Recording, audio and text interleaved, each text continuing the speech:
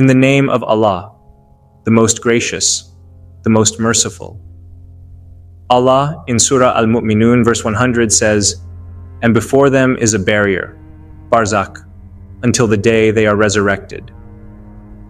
Previously, I explored in detail how our souls depart from our bodies during sleep and at the time of death, referencing both Hadith and modern scientific perspectives. Now, I will focus on the realm where souls go after death, a realm from which they cannot return to this world, as it serves as a barrier for them. This realm is known as AlameBarzakh, the interspace. Before we delve deeper into this, let's briefly recap how the souls of the righteous and the wicked are captured by the angel of death. For the believer, radiant angels descend, surrounding him with joy. The angel of death gently invites the good soul to leave for Allah's forgiveness and pleasure. The soul departs smoothly, wrapped in a fragrant shroud, and ascends through the heavens, where angels honor it with the best names known in life. The soul is welcomed into the lowest heaven, where the gates are opened, allowing it to proceed upward to Allah. In stark contrast, the unbeliever is met by dark-faced angels with coarse cloth who gather ominously around him.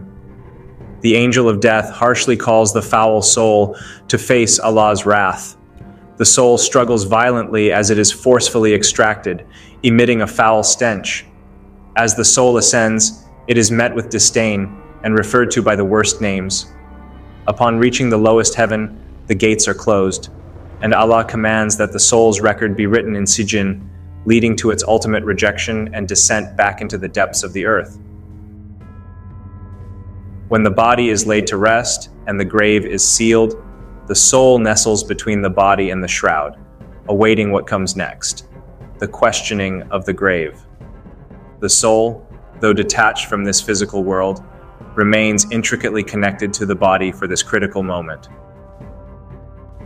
As the last footsteps fade from the burial site, something profound begins.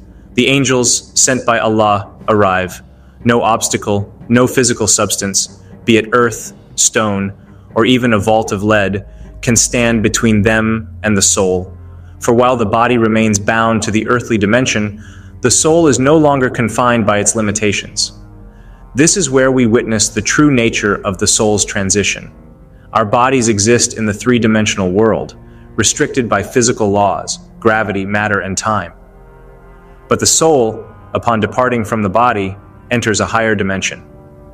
In this realm, the soul is no longer subject to the confines of space and matter. While dense substances like lead and stone may shield the body from the physical world, they cannot hinder the passage of the soul or the angels who come to fulfill their divine duties. In this higher dimension, the soul's essence moves freely, unhindered by the limitations of this earthly plane. It interacts with entities, like the angels, whose presence also transcends our understanding of space and time. This marks the beginning of the soul's journey toward its eternal fate, whether it be to bliss or trial. Prophet, peace be upon him, said about those good souls that, "In the grave, the soul of the deceased is returned to their body. Two angels approach and make the person sit up, asking, 'Who is your Lord?' The person responds, 'My Lord is Allah.' The angels then ask, 'What is your religion?' The answer comes, 'My religion is Islam.' Next they ask, 'Who is this man who was sent among you?' The person replies, 'The messenger of Allah.' The angels continue, 'How did you come to know these things?' The person replies, 'I read the book of Allah, believed in it, and declared it to be true.' At this moment, a voice from above declares, 'My servant has spoken the truth. Spread out carpets from the garden for him, and open for him a gate to the garden.' From that gate, the soothing fragrance and perfume of paradise begin to fill the grave. The grave is then expanded as far as the eye can see. A man dressed in beautiful garments, with a scent that fills the air with sweetness, approaches the soul and says, 'Rejoice in the blessings that await you, for this is the day you were promised.' The person, now filled with awe, asks, "Who are you? Yours is a face that brings good news." The figure responds, "I am your good deeds." Overwhelmed with gratitude and longing, the person then says, "O Lord, let the last hour come soon, so that I may return to my family and my property." For the evil soul, it is narrated that angels make him sit up and ask, "Who is your Lord?" He replies in despair, "Alas, I do not know." Then a voice from above declares, "My servant has lied. Spread out carpets from the fire for him, and open for him a gate to the fire." Immediately, a scorching blast of heat fills the grave, and his resting place is made so tight that his ribs are crushed together. Then, a man with a hideous face, wearing tattered clothes and reeking of a foul stench, approaches him and says, "Grieve for the shame that has befallen you, for this is the day you were promised." Terrified, the man asks, "Who are you? Yours is a face that brings evil." The figure replies, "I am your bad deeds." Overcome with horror, the man cries out, "O Lord, do not let the last hour come." Now, did you notice the expansion and tightening of the grave, the opening of doors to paradise and hell? To the eye, a grave is simply a final resting place, a patch of earth that covers the deceased. But in the moment when the body is laid down, something extraordinary happens. Although the grave remains physically on this planet, it transforms into something far beyond our comprehension. Within the unseen realms, the grave becomes a portal to a higher dimension, a dimension where the laws of the physical world no longer apply. In this dimension, angels descend to fulfill their duties. Imagine the grave as a singular point that exists in both this world and a higher dimension. Here, angels can enter effortlessly, transcending the boundaries of physical matter. This portal opens to reveal what awaits beyond life itself. When the angels arrive, they ask the soul key questions about its life. Depending on the answers, a door to paradise or a door to hell opens within this spiritual dimension. The grave, though it remains physically intact on earth, either expands to the horizon, a vision of bliss for the righteous, or tightens with crushing force for the wicked. Physicists describe how the fabric of space-time can stretch and warp under certain forces. The concept of space expanding or contracting is closely related to the soul's vibrational frequency as it moves through dimensions. Imagine that the grave, though it appears static in the physical realm, is actually in another dimension. For a righteous person, their soul may resonate with higher frequency energy. In higher dimensions, higher frequencies often correspond to expanded space. Just as higher vibrational particles in quantum mechanics exhibit greater degrees of freedom, the space around the soul expands in this higher dimensional plane. The expansion of the grave, described as stretching as far as the eye can see, could be a reflection of the soul entering a vast and boundless dimension, unrestrained by the physical limits of the grave on earth. This expansion is not merely metaphorical, but could be a real experience in a higher dimensional space, where distance and size are no longer constrained by three-dimensional physics. Conversely, a wicked soul might resonate with a lower frequency energy. In such a state, space in higher dimensions contracts. This could result in the experience of the grave tightening, causing immense pressure and the sensation of ribs being crushed. In this scenario, the soul is effectively trapped in a low energy state in which space compresses around it. Just as gravitational forces can distort and squeeze space-time near a black hole, the soul may experience this compression as a result of its resonance with lower dimensional or chaotic energy fields. This tightening reflects a kind of energetic collapse, where the soul is drawn into a dimension of suffering, mirrored by the physical sensation of being crushed. So, the grave is of much more importance. It is not just a static space. Rather, it becomes a convergence point where the spiritual and physical realms meet. According to multidimensional theories, our universe may coexist with other dimensions that we cannot directly perceive. Physicists speculate that these dimensions could contain realms where different physical laws apply. One can imagine the grave as a nexus, a point where these dimensions touch, creating portals that reveal the soul's destiny. In modern physics, higher dimensions exist parallel to ours, unseen yet integral to the fabric of the universe. In this way, the grave occupies both physical and spiritual dimensions. It exists here, within our reality, but simultaneously functions in another plane, one that determines the soul's ultimate destination. This convergence allows for the literal opening of doors to paradise or to hell. The concept of quantum superposition can be used to explain the dual nature of the graves. Quantum superposition suggests that a particle can exist in multiple states or locations simultaneously until it is observed or measured. In this way, a particle isn't confined to a single reality, but exists in a range of possibilities, all at once. The grave acts similarly. It exists both as a static physical location in our world and as a portal to another dimension at the same time. In the quantum world, superposition allows particles to choose their state only when they are measured or observed. Similarly, the grave remains a seemingly static space in our three-dimensional reality, but it also opens to higher dimensions when the soul enters it.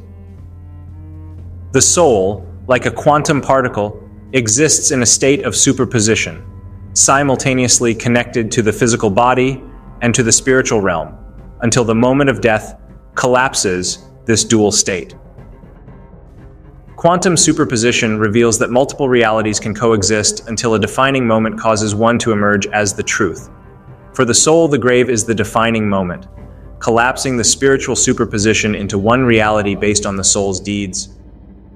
The righteous find that their grave expands, opening to paradise where gentle breezes and fragrances flow.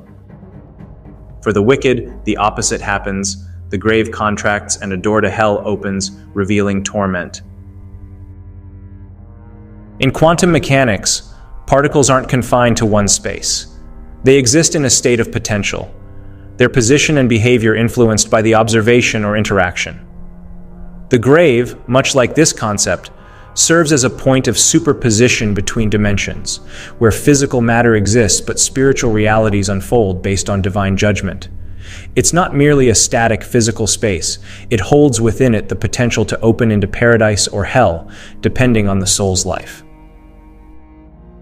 The concept of superposition shows us that different realities can coexist until one is realized. Similarly, the grave is both part of this world and a portal to another, higher dimension. Now let's talk about the AlameBarzakh. Upon death, the body remains in the ground, while the soul transitions to an interspace, a realm between two worlds. This interspace serves as a barrier, separating heaven and earth, or this life from the afterlife. It represents the period between death and resurrection. The experiences of bliss or punishment in this inner space differ from those of the afterlife. They are unique to this transitional state between our world and the next. Although the soul resides in this inner space and the body lies within the earth, the two remain connected during this phase. This inner space is called AlameBarzakh. In death, the soul exists fundamentally in the inner space, not in the body. When Allah the Great desires bliss or punishment for the soul, He connects it to the body. It is in heaven, but at the same time, it looks at and is connected to the body in the ground. The soul is diffused in more than one place at the same time. The proof of this is that the Prophet Muhammad, peace and blessings be upon him, saw Moses, peace be upon him, on the night of the night journey, standing in prayer in his grave, and he also saw him in the sixth heaven. The idea of the soul existing in different realms simultaneously can be explored through the lens of quantum physics, particularly focusing on the concepts of non-locality and superposition. Non-locality refers to a phenomenon in quantum physics where particles can become correlated in ways that appear to transcend the limitations of space and time. This means that a change in the state of one particle can instantaneously affect another particle, no matter how far apart they are. When two particles are entangled, their states are interdependent. Measuring the state of one particle will instantly influence the state of the other, regardless of distance. This effect suggests that information can be shared instantaneously across space. If we consider the soul to be a non-physical entity, akin to entangled particles, it could theoretically exist in a non-local manner. Just as entangled particles maintain a connection despite being separated, one might posit that the soul maintains a connection to both the physical body and other realms, allowing it to exist simultaneously in multiple states or dimensions. Superposition is another critical concept in quantum physics, which states that a quantum system can exist in multiple states at once until it is observed or measured. For instance, a quantum particle can be in a state of both spin up and spin down until measured. This duality suggests that the nature of reality is not fixed, but is rather a blend of potentialities. Analogously, the soul could be understood to exist in multiple states or dimensions before it is observed or experienced in a particular way. This could imply that the soul has access to various realms simultaneously, existing in a state of potentiality until it is engaged with a specific reality. By combining the principles of non-locality and superposition, we can begin to interpret the existence of the soul across different realms in the following ways. The soul might inhabit different realms or dimensions akin to how entangled particles can affect one another regardless of distance.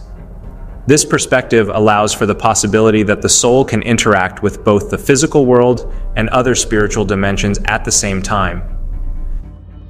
Just as entangled particles are inherently connected, the soul's essence may be intertwined with various experiences and realms. This interconnectedness could explain phenomena such as near-death experiences, NDEs, or spiritual encounters, where individuals report feelings of unity or connection with a larger existence. The idea of superposition allows for the soul to hold multiple potential experiences or states of being at once. This means that before the soul is observed in one realm, like a resurrection or judgment, it could exist in a myriad of forms, perspectives, or locations, reflecting the vastness of spiritual experience. In parallel realities, the soul might experience different states of existence simultaneously. Time may not function the same way in parallel realities. In some, time could flow slower, faster, or not at all. The soul, being non-physical, might experience these various timelines simultaneously. This could mean that while the soul is connected to the physical body in our world, it is also present in another reality where time operates differently, perhaps in a spiritual dimension where the concept of time doesn't apply as we know it. From a parallel realities perspective, death in our physical universe might simply mean that the soul shifts its primary focus to another universe or dimension. The soul could continue to exist in this parallel reality while still maintaining a connection to the body left behind in our universe. The afterlife could be understood as another parallel reality where the soul experiences new forms of existence.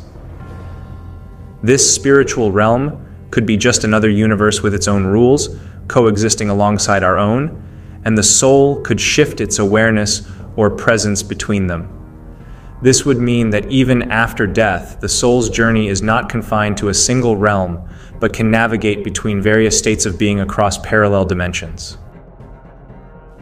Ibn al-Qayyim, may Allah be pleased with him, writes in his book that one of the people of earlier times thought that if his body were burned to ashes, and then some of the ashes were cast into the sea, and some onto dry land on a very windy day, he would be saved from the punishment of the grave. He therefore told his children to do that. However, Allah commanded the sea to collect together the ashes that had been thrown into it, and the land to do likewise, and then said, "Get up." And the man found himself standing before Allah. Allah questioned him, asking, "What made you do what you did?" He replied, "I feared you, my Lord, but you are the one who knows best." Because of that, Allah forgave him. Doing that could not eliminate the punishment and the bliss of the grave which affect those parts which no longer exist. If a righteous man were to be buried in a fiery furnace, his portion of bliss would still reach his soul and body, and Allah would make the fire cool and peaceful for him. For the wrongdoer, the cool air becomes fire and hot wind. The universe's elements and matter obey their Lord, originator, and creator. The grave, or the interspace, is the fourth stage of the soul's existence. The first stage is Alam-e-Arwah, the realm of souls. The second is the mother's womb. The third is the life of this world, where we grow, gain familiarity, and acquire good or evil deeds that determine our happiness or misery. The fourth stage is the interspace, which is far wider and more expansive than the world we currently live in. The fifth and final stage is the everlasting domain, which includes both paradise and hell. There is no stage after this, as it is the domain of eternity. Our focus here is the fourth stage, the domain of the interspace between worlds. It is the first stage of the next worlds. In this realm, souls are divided into two groups. One group is punished and imprisoned, consumed by their suffering, and unable to engage in anything else, including visiting or meeting others. The other group, however, is in a state of bliss. The liberated souls of those who are in bliss visit each other and discuss what happened in the world they have left and the people of that world. Every soul keeps company with those of his friends who act in a similar way to him. Imam Shabi narrates that an Ansari man, while weeping, came to Prophet Muhammad, peace be upon him. The Prophet asked, "Why are you crying?" The man replied, "O Messenger of Allah, I swear by the one besides whom there is no one worthy of worship, you are more beloved to me than my family, wealth, and possessions. By Allah, you are even dearer to me than my own self. When I remember you at home, I find no peace until I come and see you. But then, when I think of my own death and yours, I fear that although I enjoy your company in this world, you will be raised among the prophets in the hereafter, and if I enter paradise, I will be placed at a lower level than you." Upon hearing this, the Prophet did not reply until the following verse was revealed. "And whoever obeys Allah and the Messenger, those will be with the ones upon whom Allah has bestowed favor, of the prophets, the steadfast affirmers of truth, the martyrs, and the righteous. And excellent are those as companions." An illustration of the bliss experienced in the interspace between the two worlds can be found in the words of Prophet Muhammad, peace be upon him, regarding martyrdom. He said, "The martyr receives 6 blessings from Allah. He is forgiven as soon as his blood is spilled, and he is shown his place in paradise. He is protected from the punishment of the grave. He is kept safe from the greatest terror on the day of judgment. A crown of dignity is placed on his head, with a single ruby more valuable than the entire world and everything in it. He is married to 72 dark-eyed houris. He is granted the ability to intercede for 70 of his relatives."